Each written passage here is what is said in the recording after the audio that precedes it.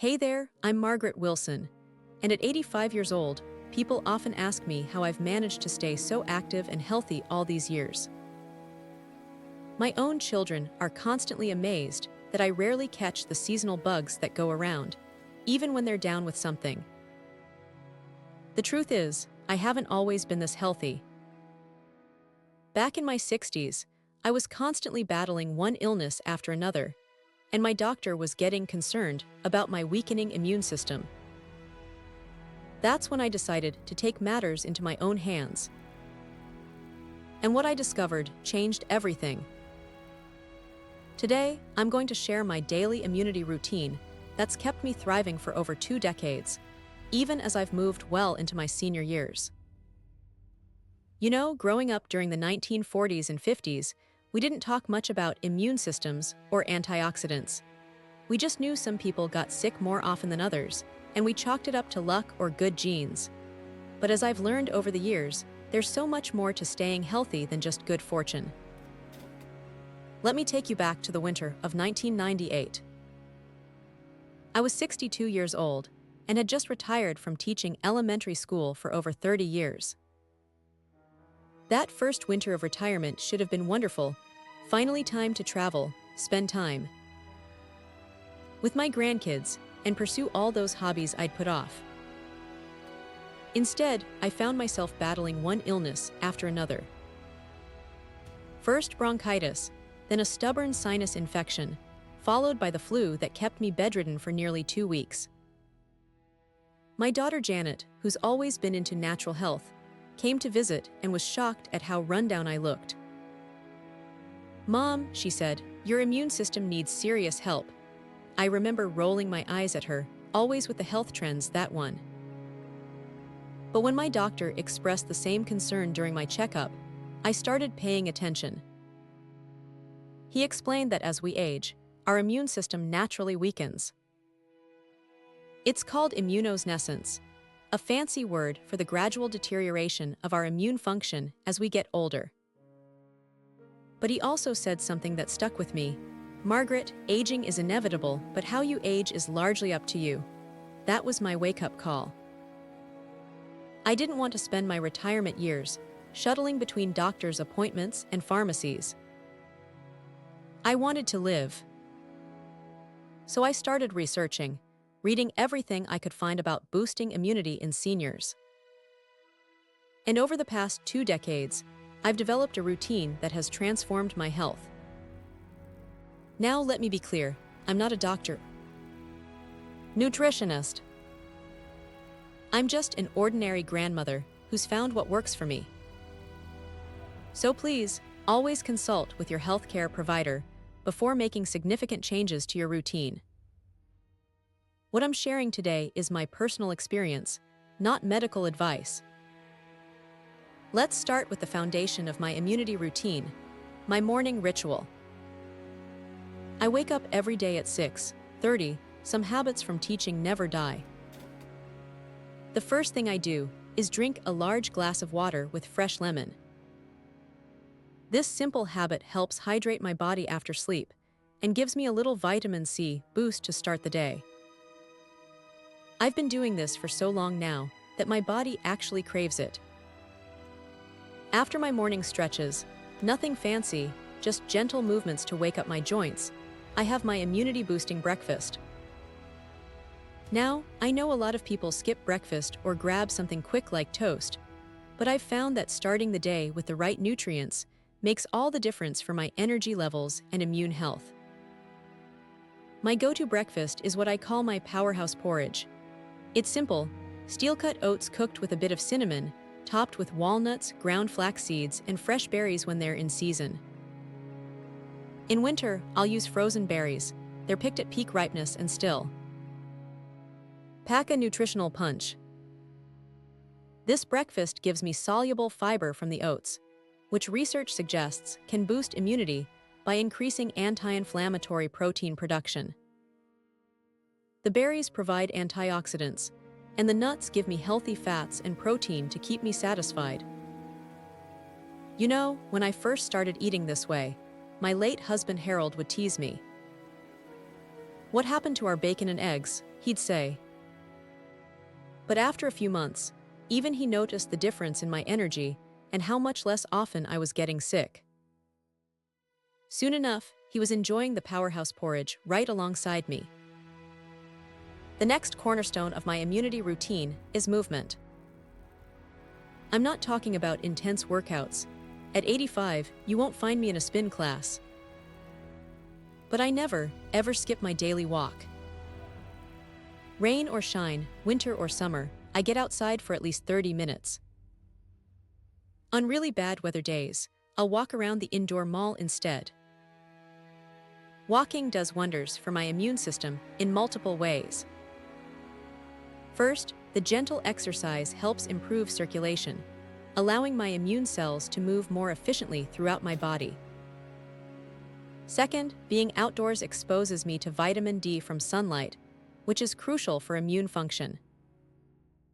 And third, it helps me manage stress, which we know can weaken immunity.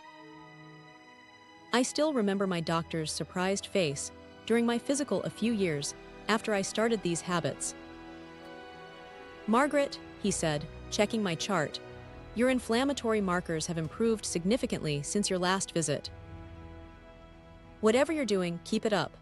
That brings me to another key aspect of my routine, managing stress. Let me tell you, this might be the most important part, especially for us seniors. After Harold passed away in 2005, I went through a period of grief that took a toll on my health. I started getting sick again, catching every bug that went around. My friend Elaine, who'd been practicing meditation for years, suggested I give it a try. I was skeptical, it seemed so. Well, not for someone like me. But I was desperate to feel better, so I joined her for a beginner's class at our community center. Learning to quiet my mind was one of the hardest things I've ever done, but also one of the most rewarding. I started with just 5 minutes each day, sitting quietly and focusing on my breath. Now I do 20 minutes every afternoon, and it's become as essential to my day as brushing my teeth. Science backs this up, by the way. Chronic stress elevates cortisol levels, which can suppress immune function over time. By managing my stress through meditation, I'm helping my immune system do its job better. Let's talk about another cornerstone of my immunity routine: sleep. Oh, how I used to pride myself on needing only 5 or 6 hours of sleep. "I'll sleep when I'm dead," I used to joke. Well, that attitude nearly got me there faster than I'd planned. These days, I prioritize 7 to 8 hours of quality sleep every night. I have a strict wind-down routine that starts at 8 p.m. No screens, no stimulating activities. Instead, I have a cup of chamomile tea, read something enjoyable, and make sure my bedroom is cool and dark. I'm usually asleep by 10 p.m. and up with the birds at 6:30. The difference proper sleep has made to my immunity is remarkable. During those years when I was constantly sick, I was also chronically sleep-deprived. Now, I rarely catch the common cold, even when my grandchildren visit with their school germs. Now let's move on to what might be the most important part of my immunity routine: nutrition. Beyond my morning powerhouse porridge, I focus on eating a rainbow of fruits and vegetables throughout the day. Each color represents different phytonutrients that support immune function in various ways. I aim for at least 7 servings of fruits and vegetables daily. That might sound like a lot, but it's easier than you'd think. A handful of berries in my breakfast, an apple for a snack, a big salad at lunch, and 2 vegetables with dinner. There you go, 7 servings.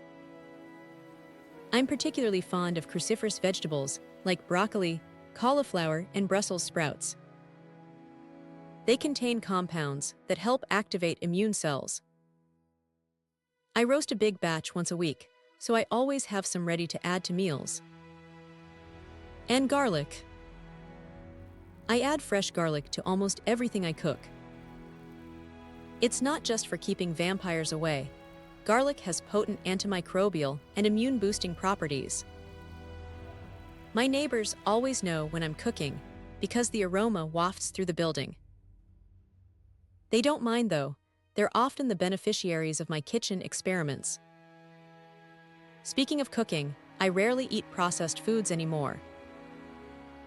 I know it's convenient, especially when you're cooking for one like I am, but processed foods often contain ingredients that can trigger inflammation.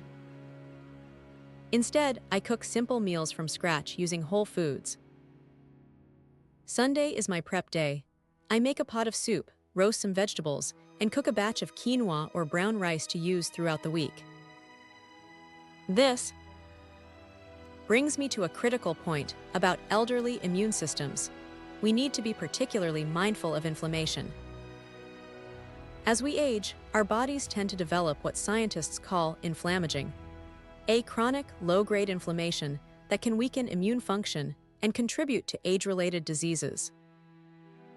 To combat this, I incorporate natural anti-inflammatory foods into my daily diet. Turmeric is my secret weapon. I add a quarter teaspoon to my morning smoothie, along with a pinch of black pepper, which helps with absorption. I also enjoy fatty fish like salmon twice a week for those omega-3 fatty acids, which are powerful anti-inflammatory agents. You know, it wasn't easy changing my eating habits in my 60s after a lifetime of different patterns. The first few months were hard. I missed my sweets and convenience foods. But once I started feeling the benefits, there was no going back. And now, 23 years later, these aren't even habits anymore. They're just how I live. Let's talk about supplements. I believe in getting nutrients from food first, but there are a few supplements that have earned a permanent place in my routine, especially for supporting my elderly immune system.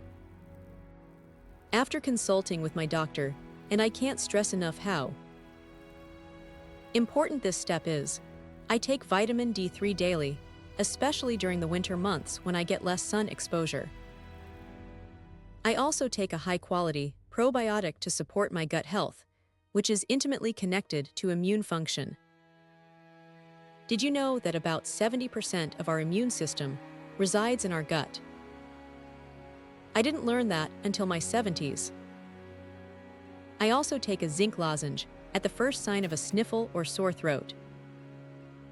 There's good evidence that zinc can reduce the duration of cold symptoms if taken early enough.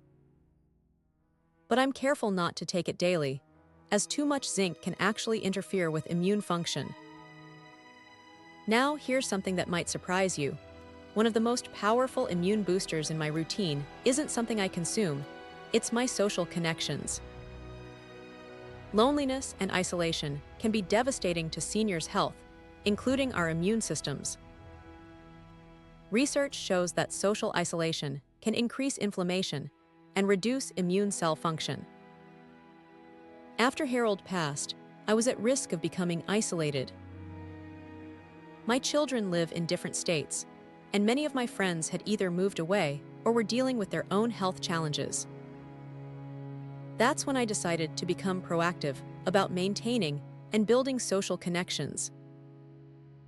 I joined a book club at the local library, started volunteering at the elementary school where I used to teach, and became active in my church community.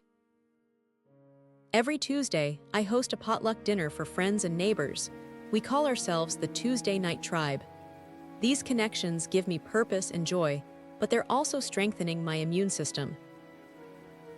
There's something powerful about laughter and conversation that science is just beginning to understand. When I'm with my Tuesday Night Tribe, sharing stories and laughing over dinner, I can almost feel my immune cells perking up. Hydration is another cornerstone of my immunity routine that's easy to overlook. As we age, our sense of thirst diminishes, making dehydration a common problem for seniors. Dehydration can impair immune function by reducing the production of lymph, which carries white blood cells and other immune system cells throughout your body.